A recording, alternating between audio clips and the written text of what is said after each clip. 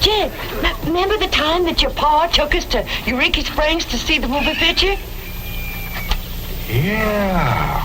Well, the actors that make their movie pictures live in Beverly Hills. Go on. Yes, sir. Well, doggy. Ain't that something? Living in the same neck of the woods with old Tom Mink. It sure would. And we could come visit you. You know what else they say about California? What? It don't get cold out there. What don't get cold out there? Nothing don't get cold out there. They don't have no snow or no ice. Can't they bring some in? They don't want it. That's why'd be so good for Granny. Remember last winter when she slipped on the ice and broke her hip? Yeah, poor old woman. She was limping for 2 days. Well, that couldn't happen in California because they don't have no ice. How come? I don't know how come. But Granny'd sure like it, and we could visit you.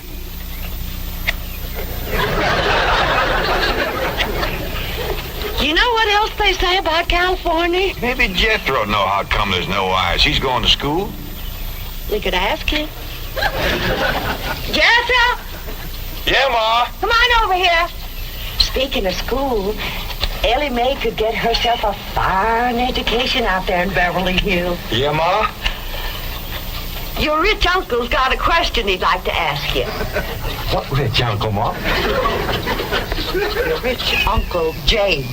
Jethro? How come there's no ice in California? Don't look at me. I didn't take it. Well, I didn't, Ma. Oh, get out of here. Well, you always do. I don't know. I was saying, Jed, folks claim California's got it all beat. Why, things grow twice as big out there. Jethro would be a whopper, wouldn't he? He could help you move. He's awful handy at lifting and toting, and he could drive you out in my truck. I tell you what, Pearl. I'm going to have to study on this. When that Brewster fella comes back, I'll ask him what he thinks. Well, your cousin is right about that, Mr. Clampett. Beverly Hills is a choice residential area, and lots of millionaires do settle there. Folks like me, huh? Well, millionaires. And movie stars, too. Oh, yes, yes. Is Tom Mix there? No, I'm afraid Mr. Mix is dead. Oh? Oh, yeah. What's the matter with me? Remember, Pearl, he got shot at the end of that picture. Well, there are plenty other movie stars, and that's where Jed wants to live. Ain't it, Jed? I do like the notion of living in the hills. Never could stand flat country. Mr. Clampett, I think it only fair. That is, well, I think you may have a wrong idea about Beverly Hills. Is that where you live? No, my home is in Tulsa. Well, see, maybe you could get us a place there in your neighborhood. Mr. Clampett, let's not beat around the bush. You will love Beverly Hills. Then that's it. Can you steer Jed onto a good place? No, I can get the bank out there to handle it for him. He'd like a nice big place with plenty of room for his kinfolk to visit him. I would like a nice, roomy place if I could afford it.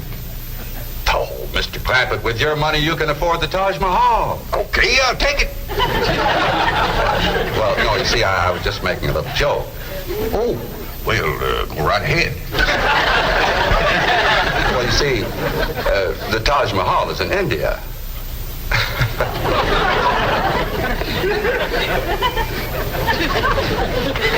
Mr. Brewster, you're a nice fella, but I've heard better jokes. Is the foreigner staying to supper? I'm ashamed to say I ain't asked him. How about it? Oh, I don't think so. Oh, no trouble. What you cooking tonight, Granny? Mustard greens and possum innards. Mm-hmm. Did you hear that, Mr. Brewster? Very clearly. Want to change your mind? Not this time. Well, if you could happen to come back tomorrow, We'll be having leftovers. That's the thing about possum innards. They's just as good the second day.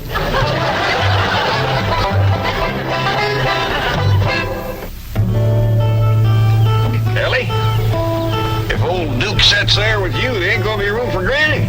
Oh, that's all right, Paul. Granny ain't gone. Who says she ain't? She says she ain't. That's right, Uncle Jed. She's just sitting on the back porch in her rocker, and she says that's as close to California as you're gonna get her. We'll see about that. Dang if I ain't got me the muleyest women folk. We ain't never gonna get there.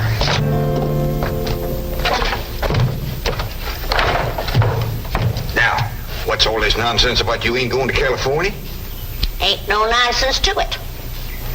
If the good Lord had wanted me in California, he'd have put me in California. Maybe he's just getting around to it.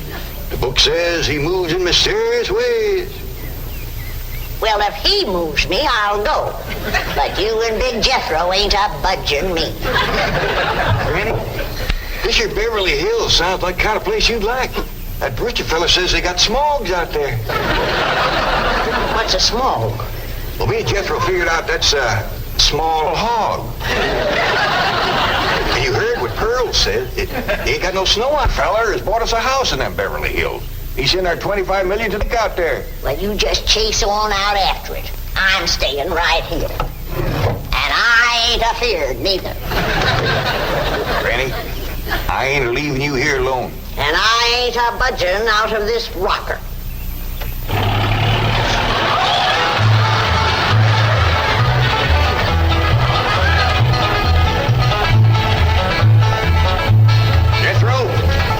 Sign say?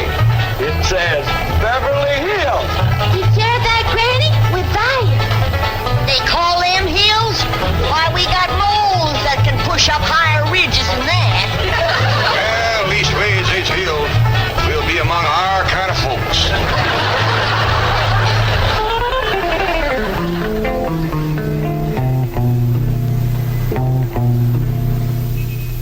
This deposit of $25 million to the account of J.D. Clampett. J.D.? As in Rockefeller. Elevates us to third position in capital assets and assures our bank of... Come in. Oh, I'm sorry to interrupt, Mr. Drysdale. All right, Taylor. Well, are we all set to give the Clampetts a red carpet reception? Well, I'm afraid Mrs. Drysdale still isn't too happy, sir. Yes, I know. Oh, my wife is very upset that I got the estate next to ours for the Clampetts. Says I don't even know what kind of people they are. Do you? I know to the dollar what kind of people they are. They're my kind of people. Loaded. Taylor?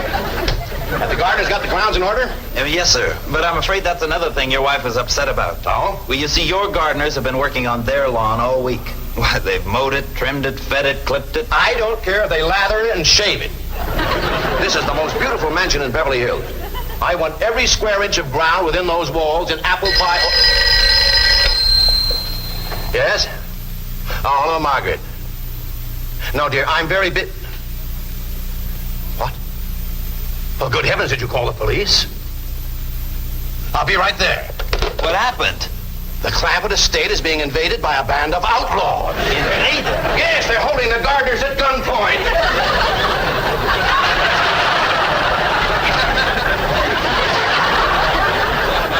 Sure is lucky we come along when we did. That's the truth. The way they was slipping through that gate, another 5 minutes and that whole darn prison would have been empty. Jethro, you sure that's a prison? Yeah, Uncle Jed. I seen pictures. Only thing is, how come there ain't no guards on them walls? Well, they probably done them in with them knives and things. These killers if I ever did see any. Fine neighborhood we's moving into. You hear that? Hot diggity, there's bobcats in these hills. I'm sorry. Somebody's called the law. I reckon they's gonna be mighty grateful for what we done. Folks out here has got a strange way of showing they're grateful. You've locked up one of the richest men in the country. Mr. Clampett, I don't know how to apologize. I am deeply humiliated. What have you cutthroats done with J.D. Clampett? I'm Jed Clampett, and I'd appreciate it if you'd let go of my Sunday shirt. You're J.D. Clampett, the oil millionaire? Yep, this here's my nephew, Jethro. Howdy. Quickly, man, unlock this cell. Mr. Clampett, on behalf of the entire city of Beverly Hills, I extend our deep and humble apologies for this unfortunate and embarrassing incident. Oh, I'm Milburn Drysdale, president of the Commerce Bank of Beverly Hills. My car is waiting to take you and your family to your new home. We want you to know how happy we are to have you, your handsome nephew, your lovely daughter, and your beautiful mother.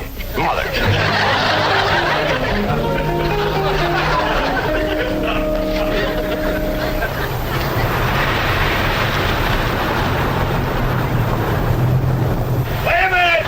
Stop this car! Mr. Drysdale, you tricked us. You just took us out of jail so you could bring us back up here to prison. Head for the hills, everybody!